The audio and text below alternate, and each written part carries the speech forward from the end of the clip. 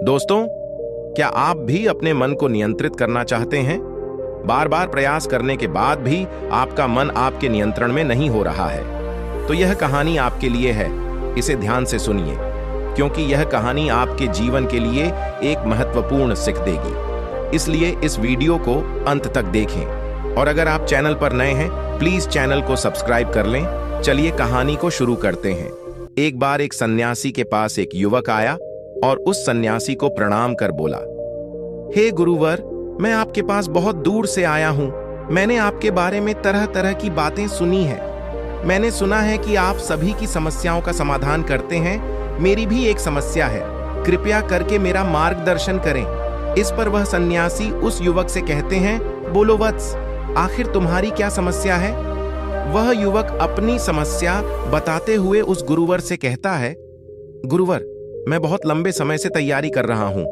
मैंने कई तरह के सरकारी परीक्षाएं भी दी हैं, लेकिन मैं किसी में भी उत्तीर्ण नहीं हो पाया। मुझे यह पता ही नहीं चल पा रहा कि आखिर मुझसे गलती कहां हो रही है। आखिर मुझ में क्या कमी है? उस युवक का यह प्रश्न सुनकर वे सन्यासी मुस्कुराने लगे और उस युवक से कहते हैं, क्या तुम सच में अपनी परीक्षा में सफल होना चाहते हो? इसका जवाब देते हुए युवक कहता है, हाँ गुरुवर, मैं अपनी परीक्षा में सफल होना चाहता हूं, इसीलिए तो मैं आपके पास आया हूं। कृपया करके मेरा मार्गदर्शन करें। तभी वे सन्यासी अपने स्थान से उठे और उस युवक का हाथ पकड़कर उसे कुएं के पास ले गए। कुएं के पास पहुंचकर उस सन्यासी ने उस युवक के हाथ में खड़ा थमा दिया और उस युवक से कहा कि इस घड़े में पानी भरकर वापस आश्रम ले आओ। इतना कहकर वह गुरुवर वापस आश्रम लौट गए। लेकिन वह युवक वहीं खड़ा खड़ा यह सोच रहा था कि भला इस घड़े में पानी भरने से मुझे मेरे प्रश्न का उत्तर कैसे मिलेगा? आखिर मुझे यह कैसे पता चलेगा कि मैं परीक्षा में कैसे पास हो सकता हूं? लेकिन उस युवक के पास और कोई विकल्प भी नहीं था। इसलिए जैसा कि उसे उस सन्यासी ने कहा था, कुएं से पानी खींचा और मटके में पानी भर लिया। तभी उसने देखा कि मटके में तो कई सारे बारीक छेद हैं, जिसे अपनी धीरे धीरे रिस रहा है। वह युवक मन ही मन सोचने लगा, इस घड़े में तो छेद है, मैं इसे आश्रम तक कैसे ले जाऊंगा? तभी उसने सोचा कि यह छेद तो बहुत छोटे हैं। यदि मैं इसे जल्दी जल्दी ले जाऊं तो मैं आश्रम तक जल्दी पहुंच जाऊंगा और इसमें से पानी भी ज्यादा नहीं गिरेगा। यह सोचकर उस युवक ने घड़ा उठाया और दौड़ता हुआ वह जल्दी जल्दी उन गुरुवार के पास पहुंचा। लेकिन जब तक वह आश्रम पहुंचता, वह पूरी तरह से भीग चुका था और मटके में पानी केवल नाम मात्र के लिए ही बचा था।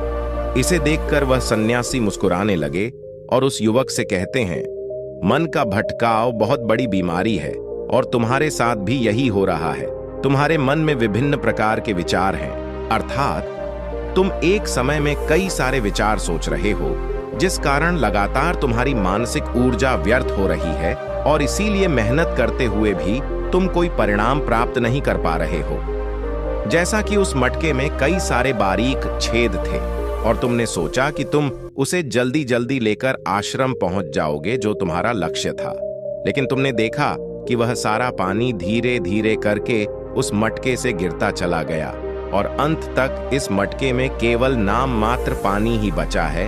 इसलिए अपने मन को भटकने से रोको, क्योंकि ध्यान के बिना कोई भी कार्य पूरा नहीं किया जा सकता है। इस पर कुछ लोग जरूर कहेंगे कि कुछ काम केवल शारीरिक शक्ति से ही होते हैं, लेकिन याद रखें कि शरीर भी मन के आदेश पर ही चलता है। इस मानसिक शक्ति से ही संभव हो पाते हैं। यदि कोई लकड़हारा लकड़ी काटते समय ध्यान न रखें तो वह एक जगह पर कुल्हाड़ी नहीं चला सकता और हो सकता है कि वह खुद को चोट भी पहुंचा ले। इसलिए जानकारी और हर कार्य का मूल तत्व है ध्यान। और यदि तुम अपने जीवन में कुछ बड़ा हासिल करना चाहते हो तो तुम्हें एक जगह तो ध्यान लगाना सीखना ही होगा, क्योंकि तुम जैसी आदत डालोगे वैसा ही तुम्हारा मन बनता चला जाएगा। इसलिए जब भी तुम छोटे से छोटा कार्य भी करो तो उसे पूरा मन लगाकर करो। ऐसा करने से हमारे मन का स्वभाव बदलने लगता है और हम किसी भी कार्य में मन लगाने लगते हैं। और यदि एक बार तुमने इसमें निपुणता हासिल कर ली तो तुम्हें सफलता अवश्य मिलेगी। तभी वह युवक उस सन्यासी से कहता है, किंतु गुरुवर, जब भी मैं पढ़ने बैठता हूं तो मेरे मन में तरह तरह के विचार आने लगते हैं और मैं मन के उन विचारों में चलता चला जाता हूं। मैं चाहकर भी अपने मन को रोक नहीं पाता।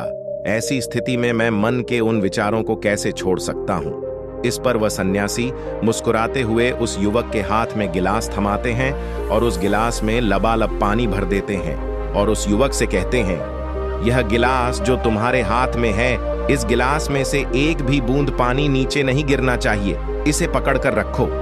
इस पर वह युवक कहता है, गुरुवर, लेकिन कब तक? इसके जवाब में वह सन्यासी उस युवक से कहते हैं, जब तक यह गिलास मैं तुम्हें नीचे रखने के लिए न कहूं।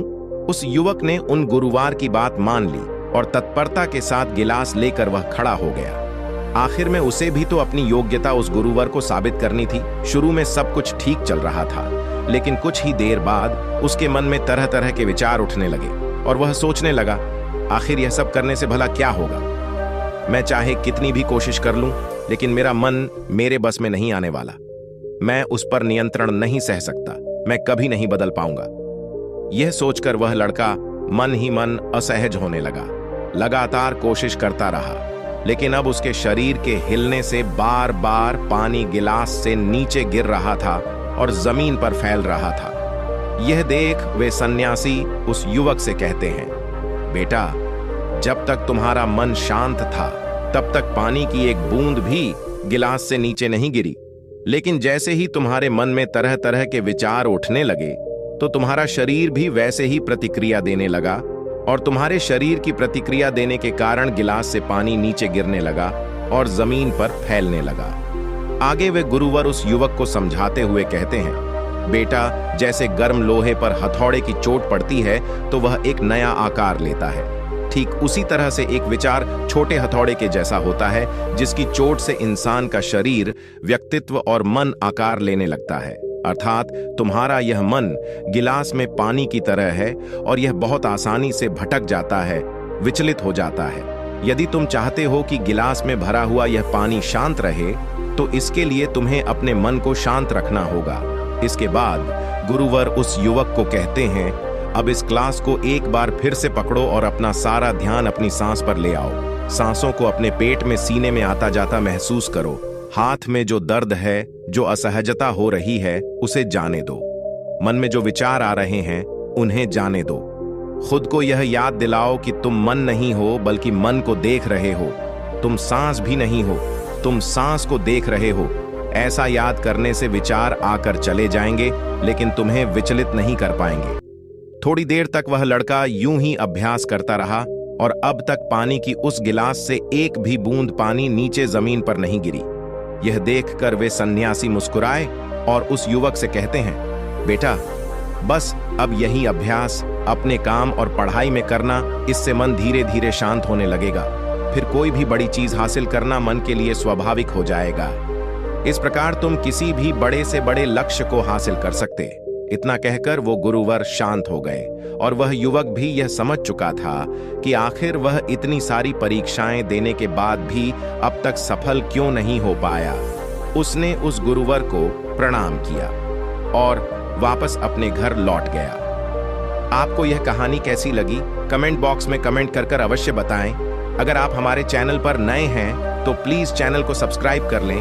मिलते हैं किसी और एक नई वीडियो में, किसी एक और नई कहानी के साथ। तब तक अपना ख्याल रखें। नमो बुद्धाय। किसी और एक नई वीडियो में एक और कहानी के साथ, तब तक अपना ख्याल रखें।